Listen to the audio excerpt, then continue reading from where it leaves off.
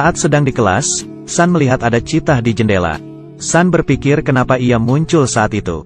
Gadis di sebelah yang menyukai San, mengedipkan mata padanya. Lalu, alarm kebakaran berdering dan seluruh siswa berhamburan keluar. Ternyata, citah tadi dipelihara San dari kecil. Dulu, San dan ayahnya menemukan bayi citah di tengah jalan. Mereka kasihan lalu memungutnya. San memberi bayi citah itu nama, Duma. Duma dengan cepat membaur di peternakan. Ia tidur bersama ayam.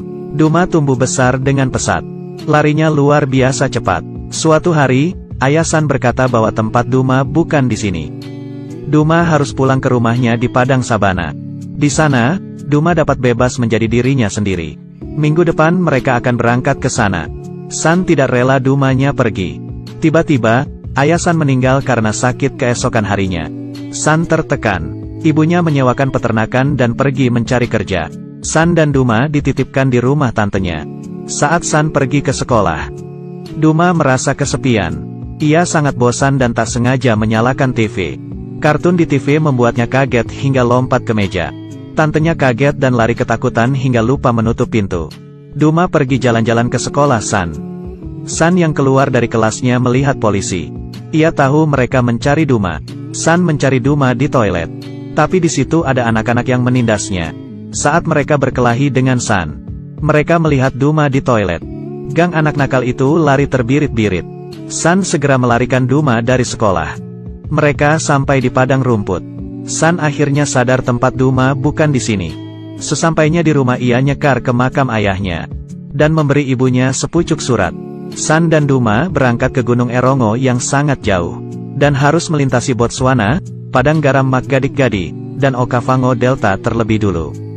Sesampainya mereka di padang garam, bensinnya habis. San harus mendorong motornya. Tak tahu sudah berapa lama, mereka melihat sebuah bangkai pesawat. Malam itu, mereka menginap di sana. Esok paginya, San mendengar ada orang yang mencoba membawa motornya. San bertemu dengan Rip Kuna, seorang pria hitam. Kalau Rip memberi San air, San janji akan mengantarnya. Setelah minum, San memodifikasi motornya. San memasang parasut yang ia temukan di bangkai kapal. Cara itu rupanya berhasil. Motornya jalan lagi. Rip juga menemukan air. Tapi, San masih lapar. Saat melihat burung unta, Duma mengejarnya. Karena mereka tidak jadi makan daging burung unta, mereka memutuskan makan telurnya saja. Rip tiba-tiba memiliki niat jahat. Ia menyarankan San menjual Duma. Dengan begini, pasti ia dapat banyak uang. San bilang, teman tidak boleh dijual. Rip bertanya, apa kamu tahu mau kemana?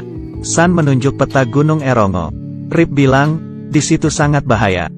Kamu mungkin mati dimakan singa. Gertakan itu tidak mempan. Akhirnya Rip memutuskan untuk nekat saja. Ia berkata ia tahu daerah itu. Jadi, ia bisa mengantar San. Dengan begitu, San bisa menghemat waktu. Setelah jalan beberapa waktu, San tahu dari kompasnya bahwa mereka salah jalan. Tapi, ia mempercayai Rip. Mereka sampai di sebuah reruntuhan.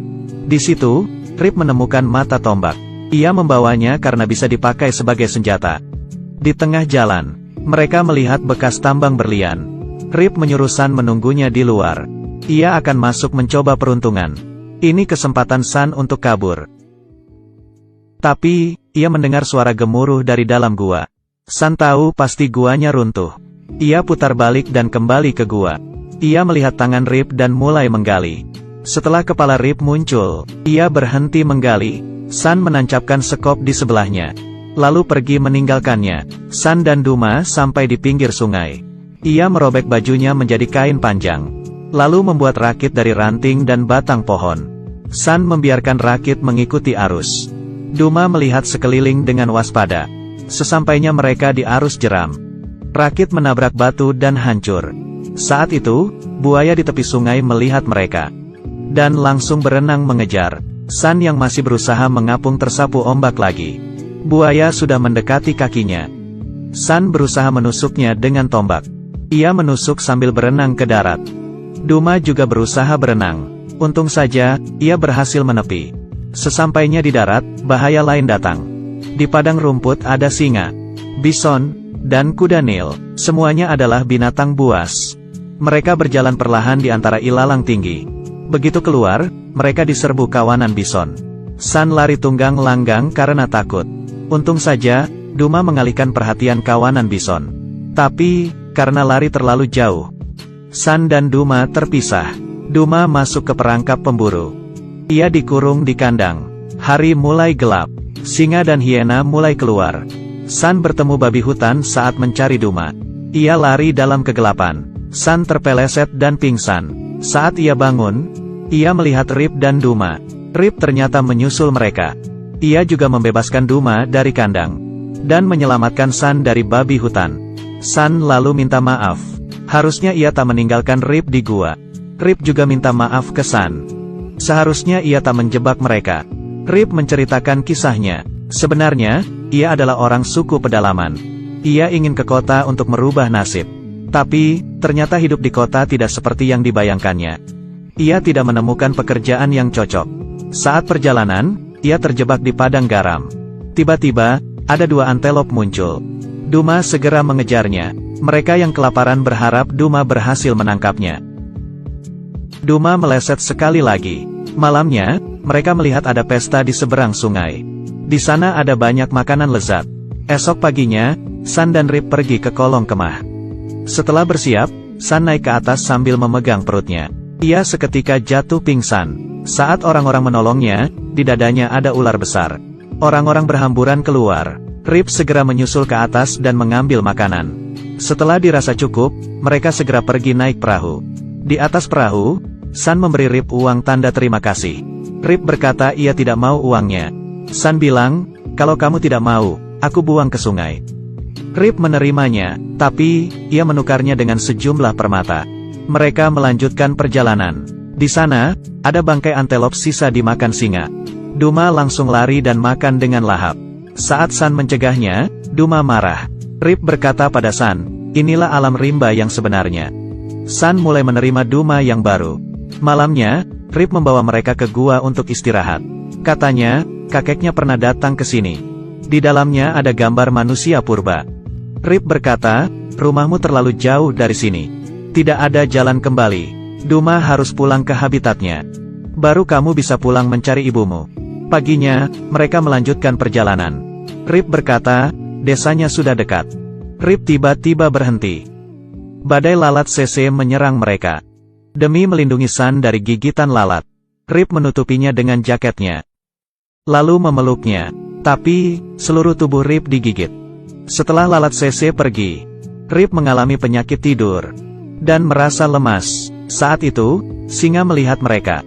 Rip berkata bahwa San harus menyalakan api untuk mengusir mereka. Tapi, hujan turun. Rumput-rumput basah, di mana San bisa menyulut api. Rip mengeluarkan uang pemberian San. Setelah San berhasil menyulut api, kondisi Rip sudah sangat parah. Ia terbaring lemah dan sesak napas. Hanya San yang bisa membantunya sekarang. San sendirian lari ke desa. Tapi, kawanan singa juga melihatnya. Singa mulai mengejar San. Untung saja, Duma datang tepat waktu dan mengalihkan perhatian mereka. Akhirnya, San sampai di desa. Tapi, mereka memiliki kendala bahasa. Ia memakai bahasa isyarat dan tampaknya berhasil. Saat San membawa bantuan untuk menyelamatkan Rip, Duma mendapat teman dan bermain. Rip digotong ke salah satu rumah penduduk. Mereka mengobati Rip. Siapa sangka, ternyata yang membantu San adalah keluarga Rip sendiri. Ia lalu mengenalkan San pada anak dan istrinya. Melihat keluarga Rip berkumpul, San pergi ke padang rumput. Ia berteriak memanggil Duma. San melihat Duma dan temannya lari. Mereka berhasil menangkap satu antelop. San tahu Duma juga telah pulang ke rumahnya. Dari kejauhan, San melihat Duma. Ia teringat pesan ayahnya. Di sini, Duma bisa bebas berlari, mengejar, dan menerkam mangsa. Duma berlari ke arah San. Ia membelainya terakhir kali sebagai tanda perpisahan. San lalu pergi sambil menangis. San mengambil motornya di padang Kalahari dan pulang. Di ladang, ibunya melihat San telah pulang. Mereka lari dan berpelukan sambil menangis haru. Film selesai. Oke, aku Kaki Minyak. Like dan follow, ya. Sampai jumpa di episode berikutnya.